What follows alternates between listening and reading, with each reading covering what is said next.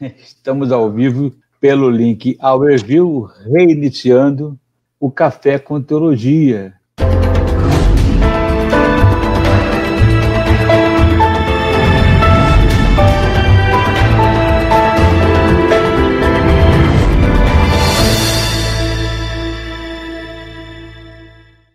E desde 2017 está no ar com primeira e segunda temporada. Agora nós estamos iniciando a terceira temporada do Café com Teologia. Já é a segunda temporada tua aqui no Café com Teologia comigo, não é isso? Da outra vez a gente falou mais na rádio, né? A gente conversou mais lá pela rádio, foi isso? A gente ficava mais pela rádio e na rádio tem outro clima, né? Porque a gente está falando e não está vendo ninguém está nos vendo, é um outro ambiente. Aqui é o ambiente. Com certeza.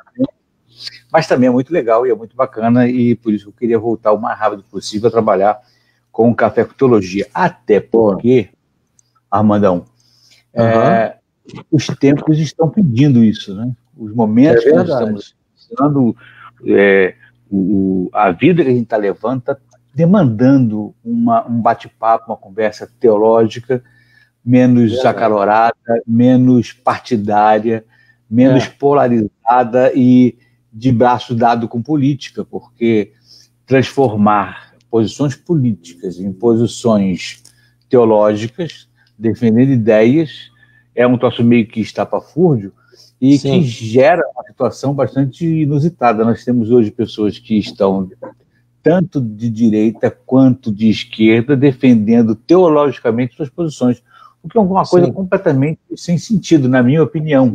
Eu acho que a gente deve ter uma liberdade e uma isenção partidária, ainda que a gente não tenha e não deva mesmo que se isentar por conta do papel que nos impõe de profeta. Aliás, disso que nós vamos falar, né? O profeta e o Estado, o papel do profeta dentro do Estado e a possibilidade do Estado na existência, na vida, no dia a dia, no cotidiano do profeta. E é contigo mesmo, Marco. Vamos lá. Primeiro, boa noite para todos que estão nos acompanhando. Essa situação que você mensurou, Jansen, eu acho de extrema importância. Eu tive no ano passado e esse ano lendo de forma pinguelada e consegui ter em minhas mãos uma grande obra que é A Morte da Democracia, do John Kane, que é pela editora 74. E me parece que também as questões com relação à democracia, elas vão ter que ser rediscutidas, não para que a democracia acabe, mas pelo contrário, para que ela se apure, né? Nós estamos hoje tratando de assuntos que me parecem balançaram os dois principais modos de ver a vida no campo ideológico. Cada um vai mensurar e vai medir, segundo ao seu aspecto, quem ganhou e quem perdeu nisso aí, enquanto nesse momento, esse processo, eu enxergo que quem perdeu foi a humanidade. Nós estamos vivendo uma crise humanitária, uma crise num nível que talvez o século XXI e nem mesmo o século XX tenham exercitado isso, principalmente a partir da Segunda Guerra Mundial, e o que acontece definitivamente hoje é que não apenas as ideologias estão caladas. Por vários processos e várias questões históricas da igreja, o que eu percebo também é que parte dessa igreja ela foi cauterizada.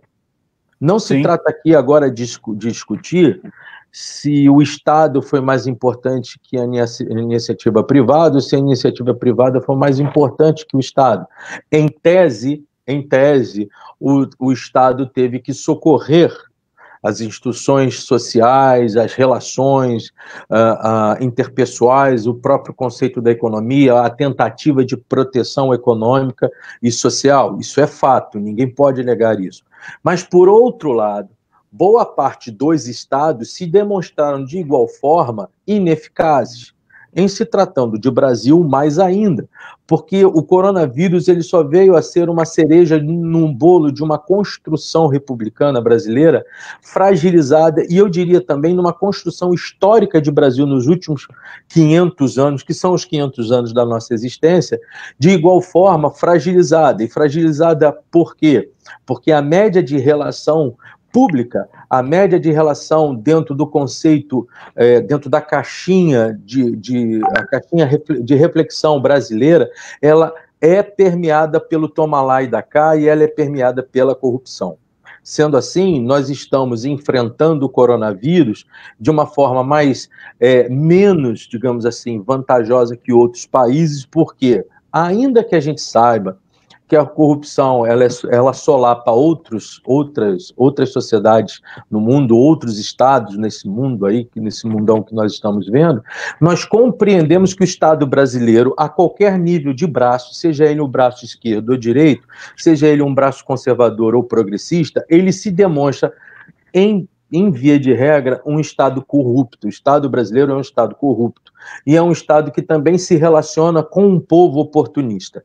Dói falar isso, mas o que a gente percebeu nas praias do Rio de Janeiro, no final de semana, demonstra claramente uma insensibilidade nacional com o problema do outro.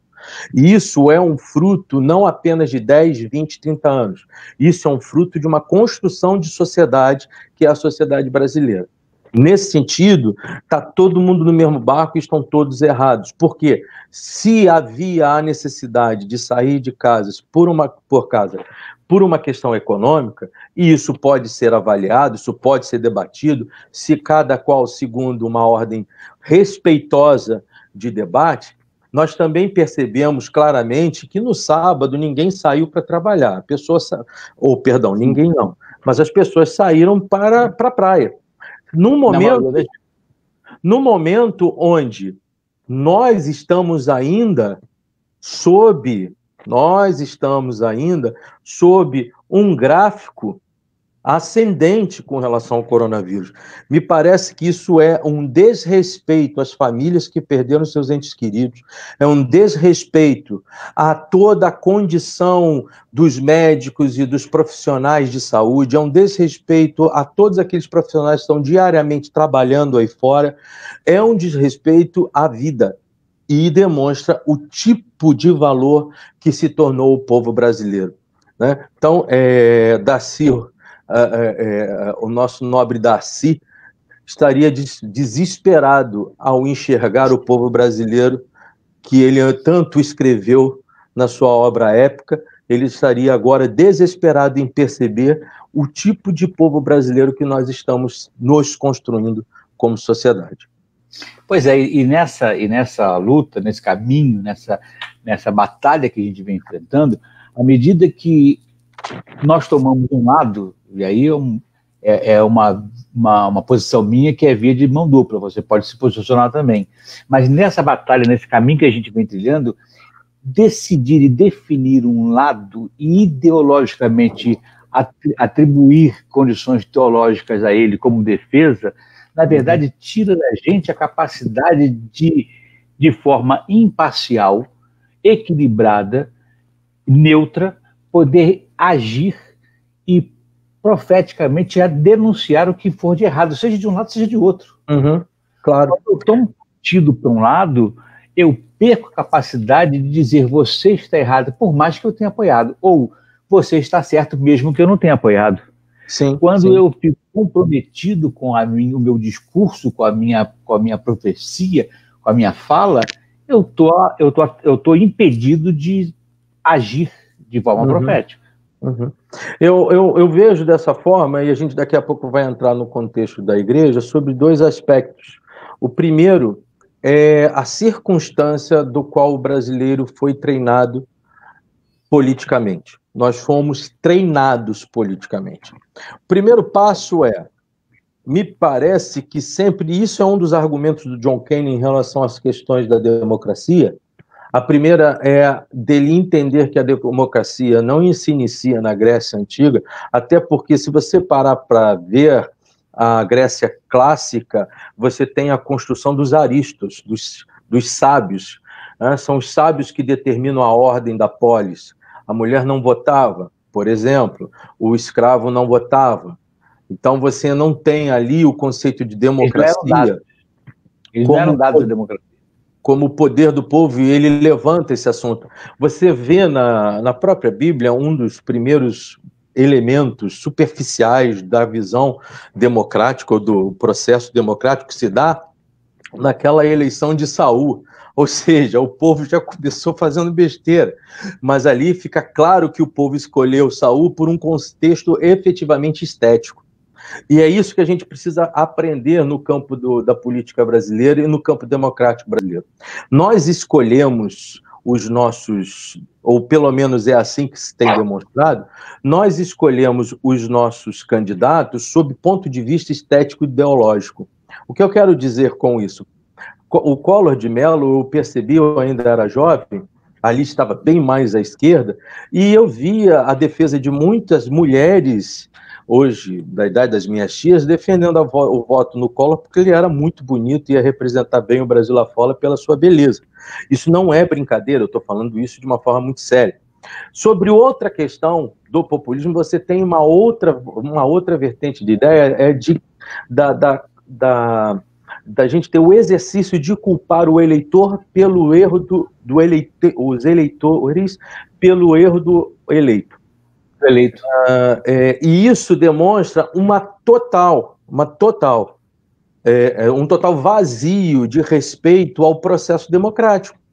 Por quê? Porque um dos primeiros princípios do respeito democrático é respeitar o voto do outro. O voto é um dos elementos, não é o maior, mas é um dos elementos da construção de um arquétipo democrático, né? Então, como isso acontece? Como nós estamos vivendo cada vez mais sob uma realidade bipolar e extremosa, e que está fazendo mal ao país, a tendência é ocupar o outro, chamar o outro de imbecil, burro, seja lá o que for, por ele ter eleito aquele fulano ou aquele cicrano. Isso é um erro, porque a minha medida e a minha percepção, e aí nesse campo eu sou bastante liberal nesse campo político, eu acho que o voto, ele não é uma responsabilidade, o voto é um direito. Em sendo direito, eu posso até não querer votar, que foi o que aconteceu comigo. Eu votei apenas no primeiro turno, no segundo turno eu anulei o meu voto. Isso não me faz menor ou maior cidadão do que ninguém. Exerceu o seu direito. Nesse sentido, nós somos criadores de heróis, nós somos criadores de salvadores da pátria, mas, ao mesmo tempo, nós embalamos os bodes expiatórios.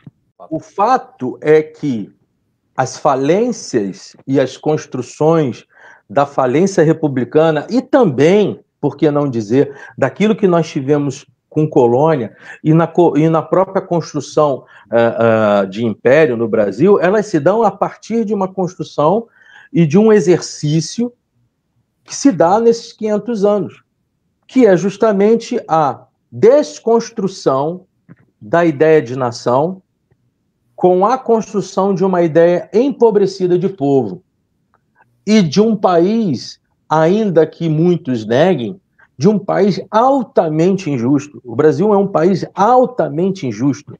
Para que você tenha noção, 6 famílias no Brasil têm a renda de 100 milhões de habitantes. 6 famílias. 6 famílias.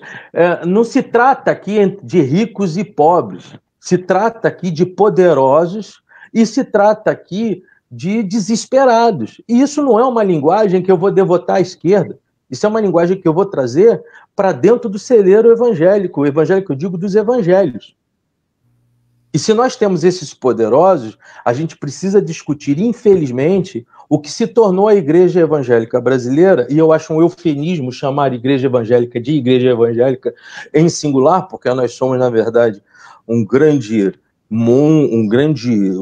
emaranhado de pensamentos, um emaranhado de fés completamente diferentes uma das outras, um emaranhado de situações. Quase que um Frankenstein.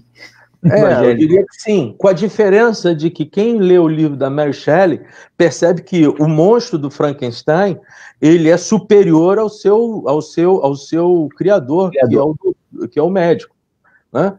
O que é a nossa construção, a igreja brasileira ao seu caminho, e aí me desculpem aqueles que não fazem parte disso, mas eu estou falando sobre um termo genérico, ela é uma igreja burra sobre a orientação e a visão do mundo e a visão da sociedade brasileira. A igreja evangélica brasileira hoje, ela não tem linguagem e não tem o querigma, não tem a proclamação que o povo brasileiro não é o que o povo brasileiro quer ouvir, mas aquilo que no coração do povo brasileiro é necessário dizer. E por que não fazemos isso? Porque talvez sejamos muito... A ética que se emaranhou na igreja evangélica brasileira seja muito parecida com a ética que a gente vê nos palácios dos capitais brasileiros e do Distrito Federal. Além disso, eu acho que quando a gente se aproxima muito, se envolve dentro do processo, a gente continua falando, a gente está perdendo a capacidade de denunciar. É isso. Eu tenho visto constantemente, e as redes sociais viraram um campo de batalha campal, né?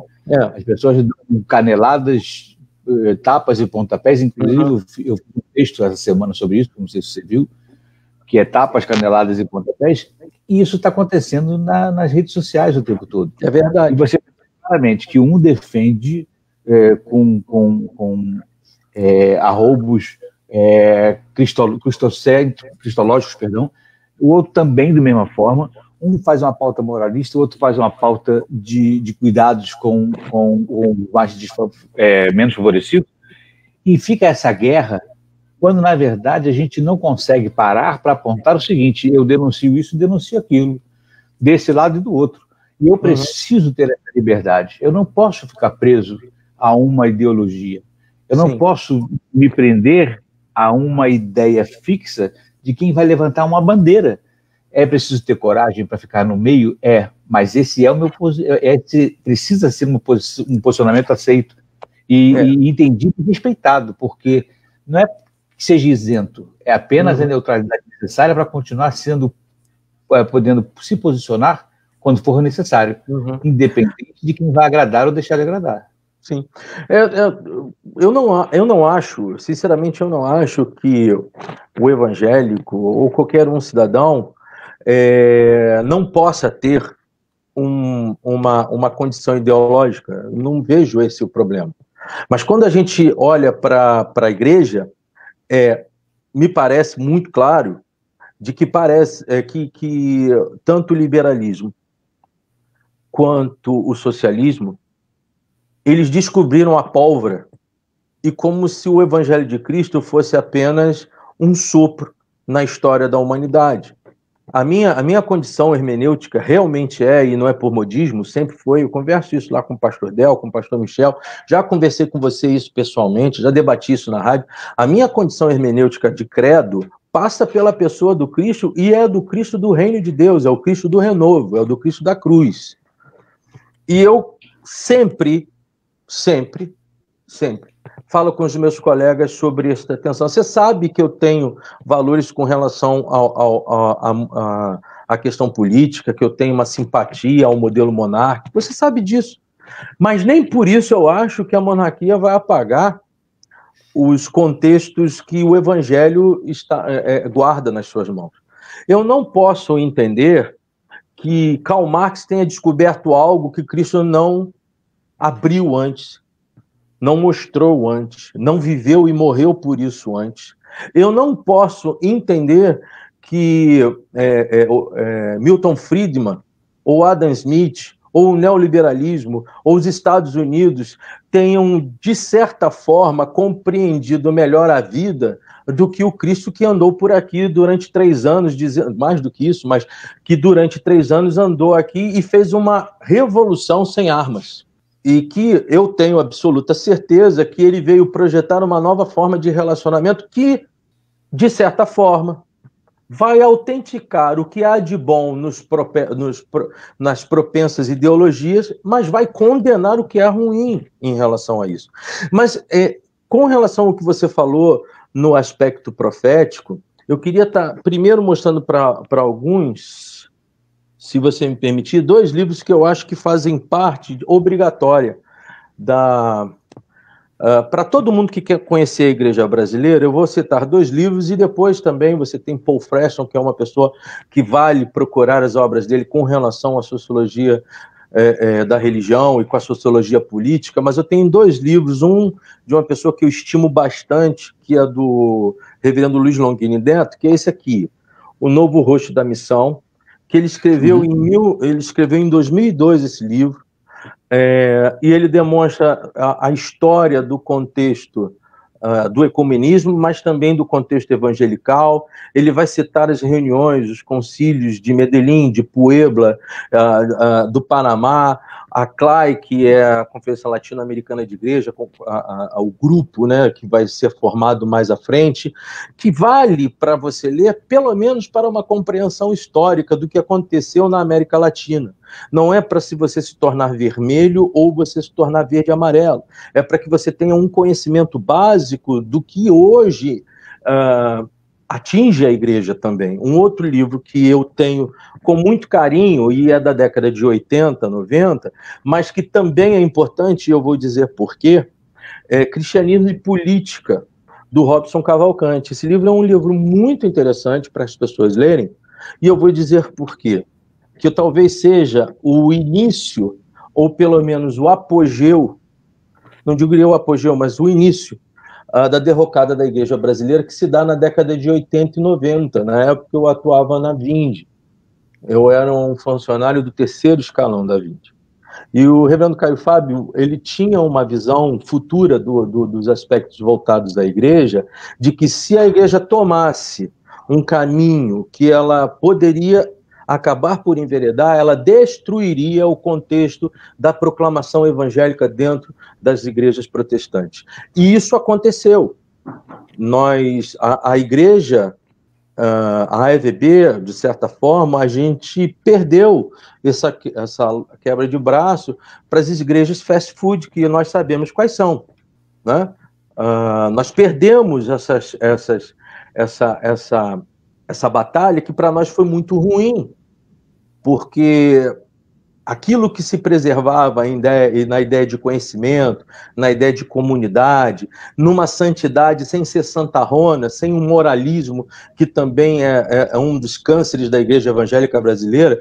Nós atuamos contra os homossexuais, mas somos incapazes de nos levantarmos contra a corrupção que está rezando nesse país, e já não é de hoje, mas que está rezando ainda nesse país. Somos incapazes de nos levantarmos para falarmos a despeito de qualquer interesse outro, porque hoje a igreja, parte dela é, sem dúvida nenhuma, uma igreja voltada a um empreendedorismo sob campo empresarial, onde as igrejas não são igrejas e sim agências da fé, e que acabam por atropelar o sentimento de pessoas sinceras, vazias, destruídas, porque o nosso país é um país de pobres, rico não precisa de milagre, é o ditado popular, não é?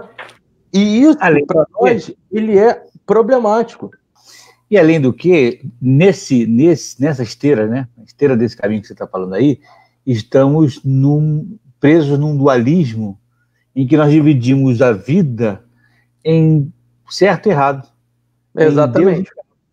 Nos prendemos a um dualismo que está virando uma coisa neurótica. Aqui todos estão presos, e aí esse cara é de Deus, esse cara é do diabo. É isso aí. Mas o certo e o errado, ele existe numa igreja que se construiu, provavelmente, sobre um campo de moralidade, não sobre um campo de santidade. Sim. A nossa igreja admite transformação nas pessoas pelo simples fato de elas terem mudado a forma de se vestir. Mas isso não quer dizer nada. Nos prendemos a uma pauta moralista e a uma etiqueta comportamental que definimos como certa. Exatamente. E a gente escolhe um time. Né?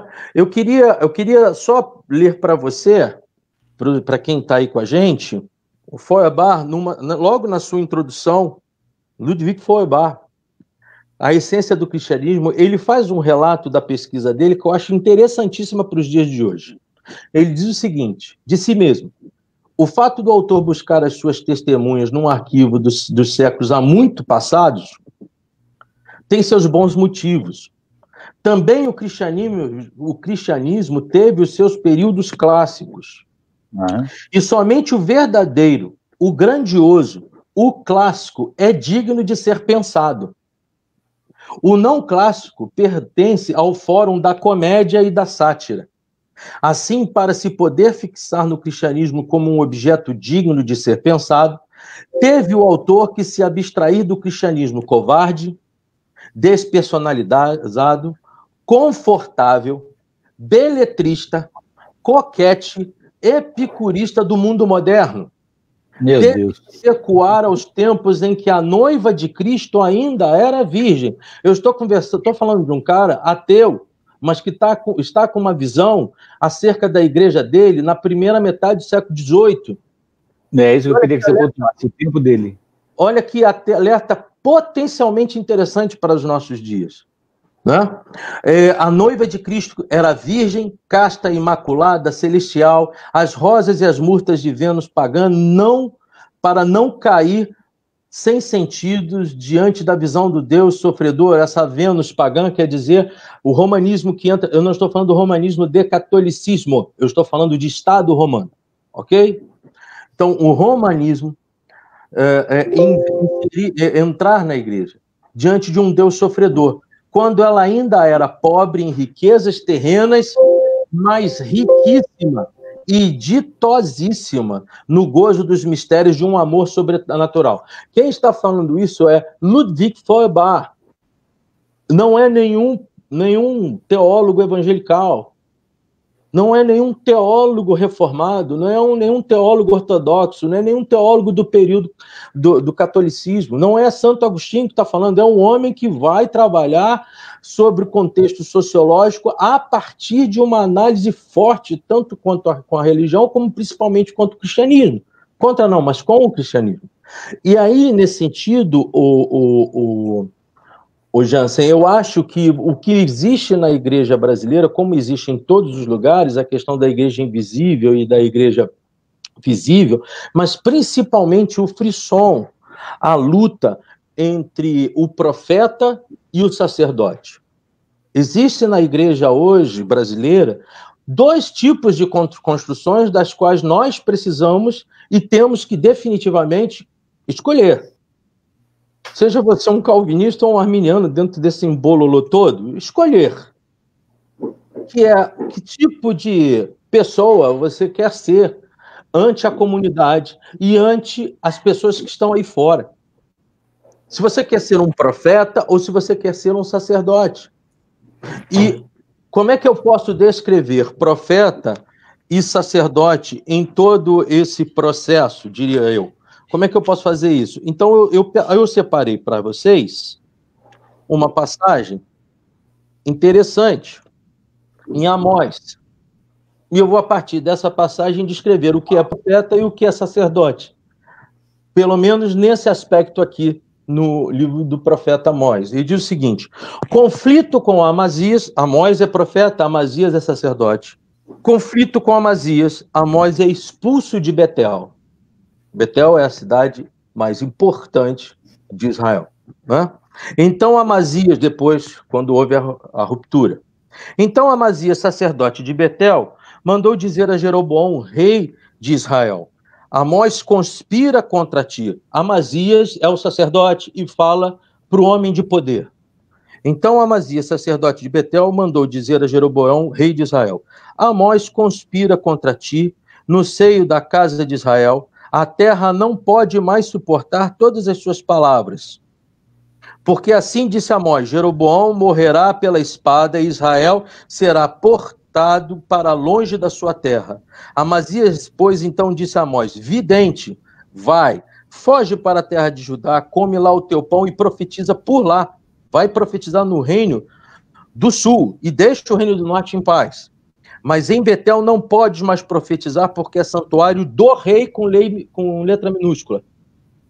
O sacerdote indica que há um santuário para o líder político da sua terra, diante daquele que vem em nome de Deus, em nome da liberdade, em nome da justiça, em nome daquilo que machuca o poder. E eu não estou aqui falando sobre luta de classes. Eu estou falando aqui sobre choque de reinos, que é muito superior a qualquer ideia de luta de classes. Para ficar mais claro, quando você diz luta de reinos, eu vou tentar traduzir um pouco mais para o nosso português fácil. Luta de interesses. Sim. Conveniência. Pode ser. Eu tenho interesse voltado no reino, qualquer interesse meu terreno vai trabalhar contra o interesse do reino. Sim. Inevitavelmente. E isso é replicado, porque você vai ter também com Jeremias a mesma situação em relação a Ananias, quando Ananias vem inocentar um poder corrupto, de um poder imundo, cujo povo passava fome, e Ananias interpela o oráculo de acusação, o oráculo do profeta, o oráculo de julgamento de Jeremias. Ele interpela esse oráculo trazendo uma espécie de oráculo de redenção para um governo corrupto. E esse homem morre por conta disso. O que eu quero só demonstrar aqui é que, de certo, o lugar da igreja não é do lado do poder. Isso não quer dizer que a igreja não possa estabelecer um diálogo com o Estado. Esse diálogo é de um ente que se entende independente do Estado, de um ente que está em nome de um outro reino e de um ente que vai se opor quando esse Estado definitivamente fizer o que é mal. Mas o que nós temos hoje é a construção da igreja de réplicas externas daquilo que não é bom. E aí, quando você fala do diálogo, o choque, porque eu acho muito interessante o diálogo ideológico quando as duas pessoas não querem se destruir, mas elas querem crescer para uma ação melhor. E eu sou muito claro, Jesus não é um modelo de Che Guevara e Jesus não é um modelo da família do sul dos Estados Unidos. Jesus é o Rei dos Reis, o Senhor dos Senhores, o que estabeleceu entre o que é o Alfa e o Ômega, e estabeleceu nada mais, nada menos, e aí na questão dos reinos, o reino de Deus, onde esse reino é um reino de justiça. Não foi ninguém, senão Jesus Cristo, que em primeira monta diz: vinde a mim, vós que estáis cansados e oprimidos, e eu vos aliviarei, porque não é apenas o cansaço e a opressão espiritual, é o cansaço material e a opressão histórica que aquele povo está passando. Então Jesus vem de Belém da Judéia, de Nazaré, filho de um carpinteiro, no cômputo histórico, que de uma hora para outra começa a dizer que é o Filho de Deus e estabelece na Terra um padrão de vida que é revolucionário não pelas armas, mas pelo coração. E que tem independência a ponto de se opor à religião da época, que tem os mesmos tratamentos que nós encontramos em Amós como nós encontramos em Jeremias, que é estar perto do César. Jesus vai morrer porque é filho de Deus, claro, assim penso, mas se você fizer uma analogia, Jesus também vai morrer porque ele vai trazer preocupações a Caifás, aos saduceus e também aos fariseus, quanto a que tipo de reação que os romanos podem ter dentro de um estado, dentro de uma cidade que pode ser convulsionada. Porque Jesus disse que é o Filho de Deus e é rei. Então, e aí dentro da polarização, Jesus, ele não é conservador nem é progressista. Ele é filho do Pai. Eu vim fazer a vontade de meu Pai. Essa condição me parece uma condição que fica um tanto quanto perdida na história. Jesus, ele vem definitivamente instaurar uma ideia de reino que já era proclamada pelos profetas no Antigo Testamento, mas que agora é verbalizada de forma não autêntica, mas visível. E esse reino, ele é invisível, mas ao mesmo tempo ele é agente na Terra, na história humana. E é nesse sentido que eu posso dizer a você que o reino de Deus ele não é moralista, o reino de Deus é divino. Sendo assim, Sim. O divino vai se chocar com o moralismo. O divino vai se chocar com a religião. O divino vai se preocupar com a prostituta, mas não vai fazer uma guerra contra ela. Isso fica claro na relação de Deus, de Cristo com a prostituta, onde a religião quer jogar-lhe pedra, até porque a religião, muitos daqueles já tinham ido para a cama com aquela mulher, não é? E Jesus olha para ela e diz: o que falaram aqueles homens acerca de você?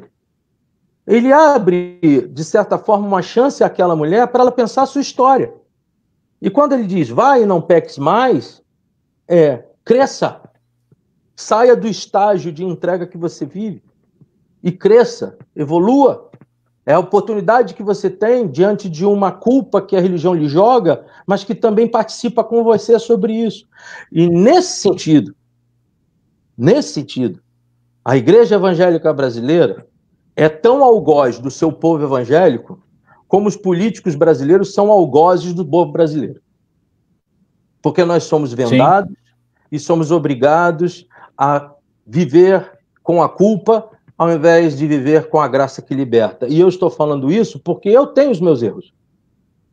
E o que estabeleceu na minha vida, na mesma forma que estabeleceu na vida da prostituta, foi um Cristo que se olhou e que se agachou comigo a partir de outros homens que foram a representação desse Cristo no meio do caminho e disseram para mim, cadê os teus acusadores? Eles não te acusam, nem eu te acuso. Vai, segue. O que nós precisamos, então, sobre esse campo profético, sobre essa ruptura que se dá entre a profecia, e entre o profeta e o sacerdote, são homens que estejam estabelecendo a qualquer governo, a qualquer tempo e em qualquer momento, palavras sim, de antagonismo quando do poder vier algo que não paute o reino de Deus. E é um antagonismo que se dará a qualquer tipo de dirigente, sob qualquer prática e sob qualquer raiz ideológica. E esse me parece o grande problema da fidelidade ideológica, que é a assimetria da análise. Sempre eu enxergo o erro do outro, mas eu sou incapaz de estabelecer um padrão de análise, de autoanálise, de análise daquilo que aconteceu no passado com aquilo que eu defendia, para dizer, olha, aquilo que eu defendia, eu continuo defendendo, mas o que o cara fez ali não é o que eu acho, que é o correto fazer. E estabelecer padrões de diálogos. Eu estava falando essa semana, não me lembro agora com quem, como eu me admirava da relação do senador Cristóvão Buarque com a senadora Ana Amélia. Uma de centro-direita, outra de centro-esquerda, e como eles construíram um diálogo que foi bom para o país. Porque, Jansen, enquanto a igreja discute ideologia, nós estamos perdendo pessoas nas ruas. Sim. Quem sofre são os órfãos, as viúvas e os forasteiros, que estão sendo guardados no Antigo Testamento e voltam a ser guardados no Novo Testamento. Vídeo que acontece no livro de Atos, a reclamação porque as viúvas dos gentios não estavam sendo atendidas. A igreja tem que ter essa preocupação, sim. Essa não é uma preocupação à esquerda, essa é uma preocupação evangélica. E idealizar e achar que o mundo todo será rico é uma das maiores mentiras demoníacas que eu já ouvi, porque isso é errado. Mas a igreja não quer ser perseguida. E quando ela não quer ser perseguida, muito sinceramente falando, ela foge do contexto bíblico, porque a verdadeira igreja será perseguida. E aí eu digo para você que está ouvindo aí, se você faz parte da fé cristã e deseja viver no sofá, meu querido, em algum momento o teu sofá vai ser rasgado por um contexto não apenas histórico, mas que está incluso na própria Bíblia. Então, o que está faltando em nós, e olha, quem está falando aqui foi uma pessoa que teve problemas sérios na minha história, que cometi falhas, e que fui estabelecido por elemento de graça e não pelo elemento da moralidade. Mas que enxergo claramente que a nossa igreja, no seu grande movimento, virou as costas para a cruz e abraçou o palácio. Não só agora. A igreja brasileira não abraçou o palácio só agora. A igreja brasileira vem abraçando o palácio há 20 anos, há 30 anos, estabelecendo algumas igrejas partidos políticos. A política da igreja é a do reino. É claro e saudável que um cristão deseje participar do cenário político, eu não tenho nada contra isso. Problema nenhum. Mas é vergonhoso que nós tenhamos algo como a tal bancada evangélica e a igreja ache que aquilo ali é uma bênção, aquilo não é uma bênção, aquilo é uma maldição. Então, o que nós temos hoje é uma igreja completamente, quando eu digo uma igreja, volto a dizer sobre campo genérico, é uma igreja completamente abraçada ao poder. Quem abraça o poder vira as costas para o necessitado. Essa é uma condição inevitável, primária, e é bíblica e não é ideológica. Entende? Olha, a Rose está perguntando aqui, ó, mas e o testemunho? Testemunho é a vida.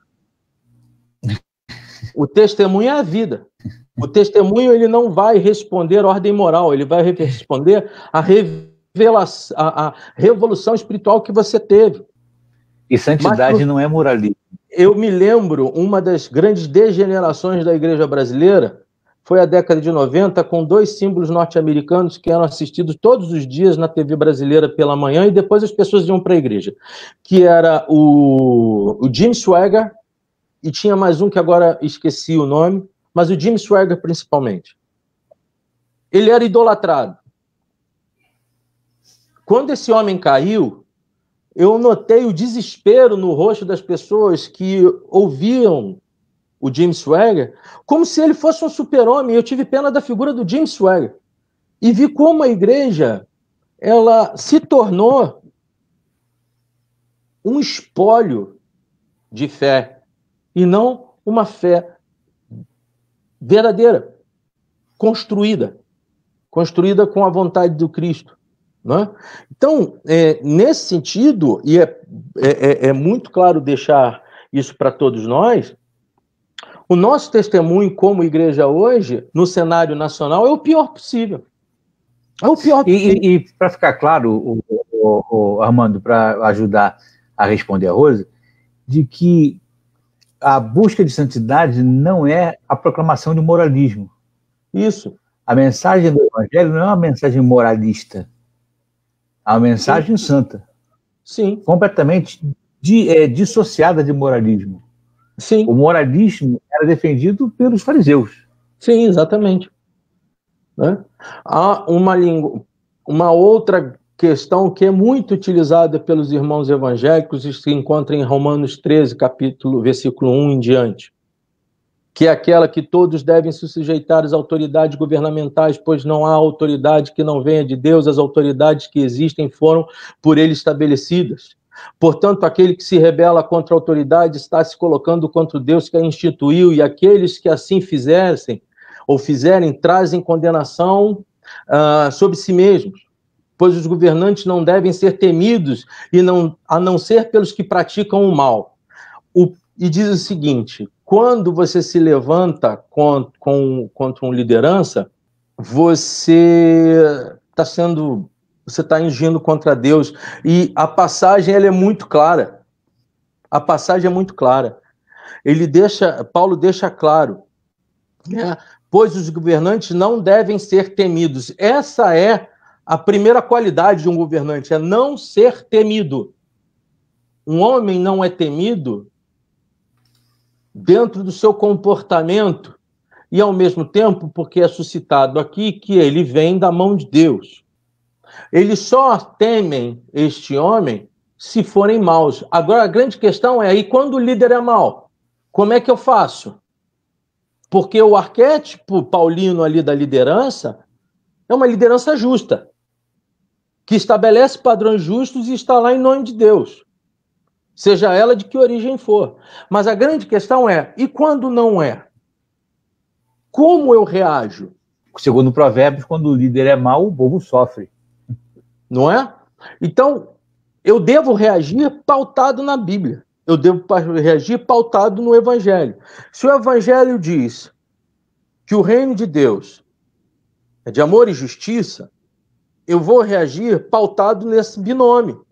Mas se eu não reagir, e se eu não proferir, e eu não estou dizendo fechado apenas para o momento em que nós estamos vivendo como país, que é um momento ruim, não dá para ficar calado para este momento que nós estamos vivendo, mas pelos momentos que nós temos vivido nos últimos 15, 20 anos, que são momentos também ruins. E é muito pior do que tomar o lugar de A ou B, quando você entende e compreende que A e B podem ser a mesma coisa sob faces diferentes. E que no frigir dos ovos acaba entrando naquela história de ser apenas a outra face de uma mesma moeda. De uma mesma Quando, moeda. na verdade, a gente precisa apresentar uma outra moeda. Isto não quer... Um outro arquétipo de vida, de existência, um outro modelo. Isso não quer dizer que a intenção de agora seja a mesma da do passado, a do passado seja a mesma da de agora. Certo? A grande questão é, pasme, a igreja brasileira se relacionou com todas as vertentes ideológicas que lideraram este país. E a minha pergunta é, como e por quê? Não me entendo e não compreendo que o evangelho nesse Brasil tenha que ser pregado por homens que andam de jatinho próprio. Não entendo e não compreendo que a igreja nesse país seja liderada por homens que acertam as suas questões nos corredores dos seus poderes. Eu não entendo isso. E eu não preciso falar em nomes, porque está muito claro.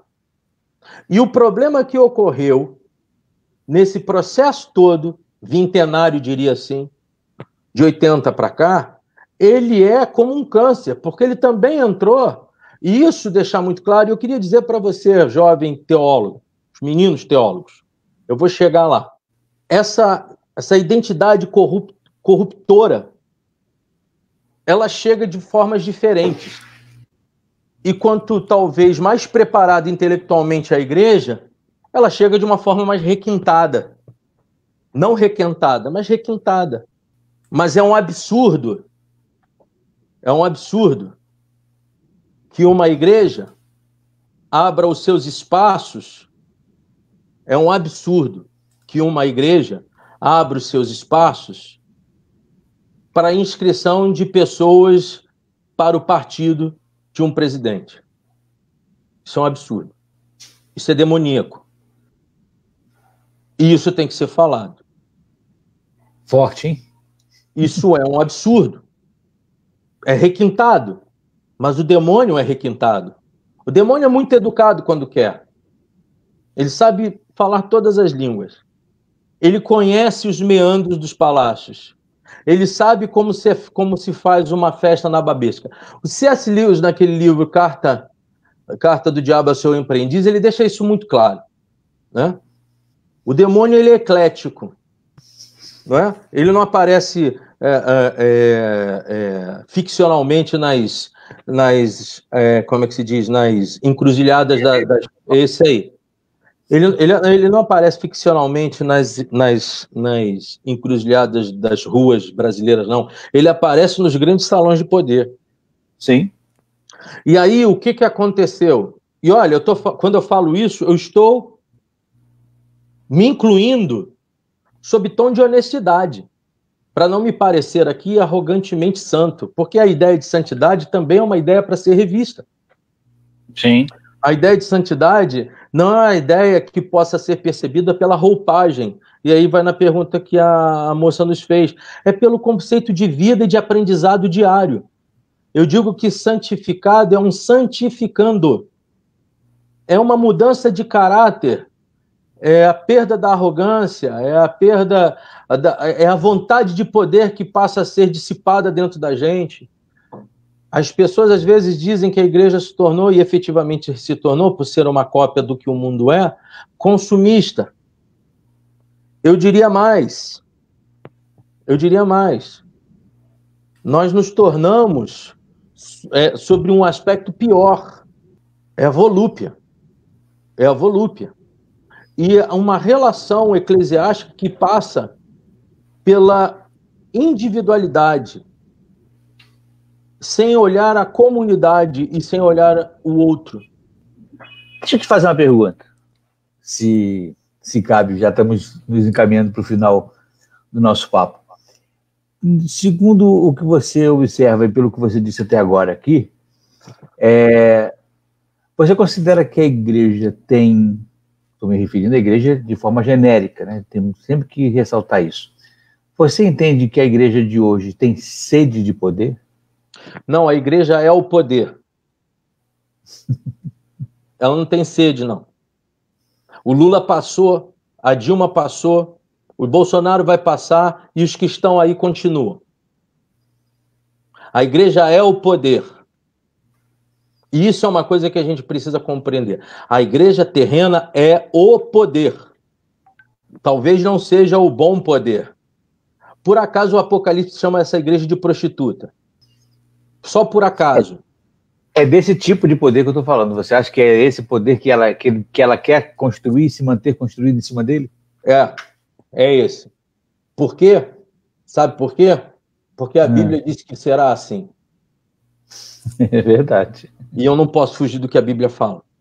Mas a Bíblia também diz que existe uma igreja honrada, uma igreja que olha para o outro com olhos de justiça e de amor, uma igreja que abraça, uma igreja que não se furta a dizer o que ela tem que dizer, uma igreja que pede perdão, uma igreja que perdoa, uma igreja que traduz o evangelho na forma que deve ser traduzido, uma igreja que se propõe a estar de joelhos não para que mostre isso esteticamente, uma igreja que entende que há esperança mesmo em meio a tanta tundra por conta da esperança vicária, uma igreja que passou pelos problemas voltados ao nazismo na Alemanha, mas uma igreja que também saiu e escapou das mãos do comunismo soviético e do comunismo chinês que ainda existe, uma igreja que se opôs ao Stroessner, uma igreja que muitos deles se opuseram aqui às ditaduras militares brasileiras, uma igreja que se opõe aos anseios do Donald Trump, uma igreja que olha para a África com o coração amargurado e com carinho e olhando para lá como sendo algo que nós precisamos trabalhar, uma igreja que sobe as favelas, uma igreja que aconselha os poderosos como Billy Graham aconselhava, uma igreja que defende a liberdade como Martin Luther King defendeu, uma igreja que se coloca contra a escravidão, uma igreja que se coloca contra os poderes deste mundo e uma igreja que claramente se humilha diante do órfão, da viúva e do forasteiro. Essa igreja, ela também, biblicamente, ela está aí. Também, biblicamente, ela está demonstrada. Também, biblicamente, ela se põe da forma como deve se pôr, sobre os aspectos mais lindos desse processo todo bíblico. Ela se coloca santa. Mas, às vezes, ela nem acha que é. Ela nem acha que é. Ela sempre acha que falta alguma coisa, não por matemática moralista. É aquela coisa da lista de Schindler. Sim. Da ânsia do maravilhoso e divino vício de amar o outro.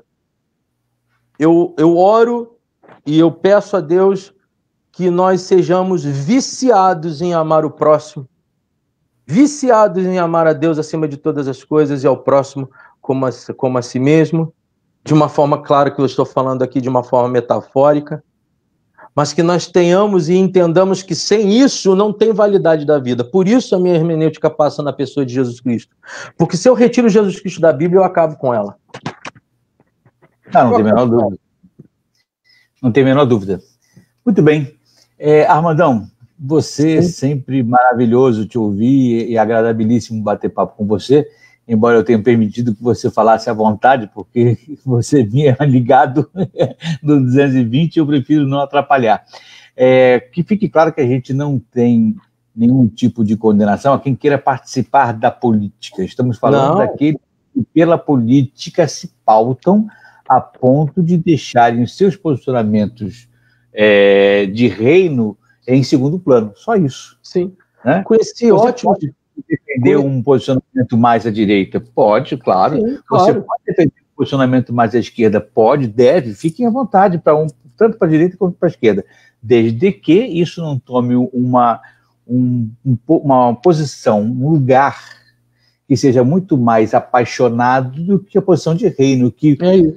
Onde, para quem quer que seja e para quem quer que aponte, vai apontar e vai falar e vai denunciar. É isso. Essa é a postura que a gente precisa manter. Eu posso ter minhas predileções como visão política e como visão econômica, por exemplo. Eu tenho minhas visões econômicas. Eu também tenho minhas posições políticas. Eu também penso em o que é melhor para o país de uma maneira ou de outra. Todo mundo pensa, todo mundo tem esse exercício e tem o direito de exercer esse direito e esse posicionamento. O que não podemos é fechar os olhos quando, seja de direita, seja de esquerda, o político comete falhas, comete exageros e comete crimes ou comete erros. Sim, sim. Deixando claro, a mesma igreja que se levanta contra aquilo que o Estado faz de errado, ela ora para que as suas lideranças sejam visitadas e tenham visões abertas para o melhor do povo. A igreja não persegue gente rica. A igreja não olha o rico como um inimigo, mas ela olha a justiça como algo altamente importante. Ela diz para o rico: a tua riqueza não é tua. Então passe a perceber isso. A igreja, ela não busca os ricos para dízimos. Ela busca ricos para amaciar os corações deles para o outro. Até porque tem isso. Ter gente rica na igreja faz um bem danado para os pastores, né? Por conta da questão do dízimo. Corações generosos, né? Exatamente. Né? Essa que é Jesus teve amigos de posse. José de Arimateia, um Teófilo em Antioquia, era um homem poderoso, mas que empregou tudo aquilo que ele teve para o crescimento tanto de Paulo, quanto de Lucas, quanto de Timóteo. Então, não estamos falando sobre isso, mas todos dois tiveram a noção clara de que eles eram instrumentos de Deus, eles não eram dínamos sem a vontade de Deus nesse processo todo, entendeu? E suas vidas não eram vidas que tivessem fim em si mesmas. Viviam para o reino. E não mandavam na igreja por ter dinheiro. Pois é. Muito bem. Amandão, obrigadíssimo pela tua disponibilidade, pelo teu tempo. Beijo a todos.